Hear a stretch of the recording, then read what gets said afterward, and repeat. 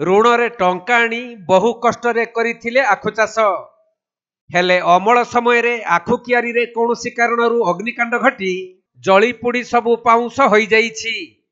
ତେଣୁ ଏହି ଭୟଙ୍କର ଅଗ୍ନିକାଣ୍ଡ ଚାଷୀଙ୍କ ମେରୁଦଣ୍ଡ ଭାଙ୍ଗି ଦେଇଛି, ଯାହାକି ଢେଙ୍କାନାଳ ଜିଲ୍ଲା କାମାକ୍ଷାନଗର ଥାନା ମଠକରଗୁଳା ଗାଁର 5 ଜଣ ଚାଷୀ ପ୍ରାୟ 50 ଏକର ଊର୍ଦ୍ଧ୍ୱ କିଆରୀରେ ଆଖୁ ଚାଷ କରିଥିଲେ। ଆଉ ଠିକ୍ ଅମଳ ସମୟରେ ନିଆଁ ଲାଗି ସବୁକିଛି ଜଳିପୋଡ଼ି ପାଉଁଶ ହୋଇଯାଇଥିବା ବେଳେ ଅଗ୍ନିକାଣ୍ଡର କାରଣ ଜଣାପଡ଼ି ନାହିଁ।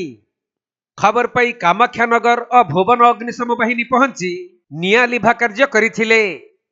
ତେବେ ଧାର କରଜ ଓ ବ୍ୟାଙ୍କ ଋଣ କରି ଆଖୁ ଚାଷ କରିଥିଲେ ଚାଷୀମାନେ। ହେଲେ ଅଗ୍ନିକାଣ୍ଡରେ ସବୁକିଛି ଜଳିପୋଡ଼ି ପାଉଁଶ ହୋଇଯାଇଥିବାରୁ ସେମାନେ କିପରି ଋଣ ପରିଶୋଧ କରିବେ ସେହି ଚିନ୍ତାରେ ପଡ଼ିଛନ୍ତି।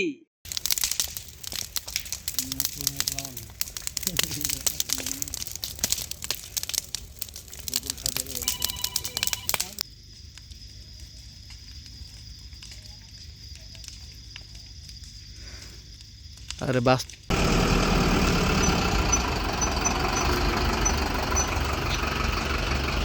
ଢେଙ୍କାନାଳ ଜିଲ୍ଲାରୁ ଅସୀମ ଅମିତାଭ ଶତପଥୀଙ୍କ ରିପୋର୍ଟ, କୋଣାର୍କ ଲାଇଭ୍।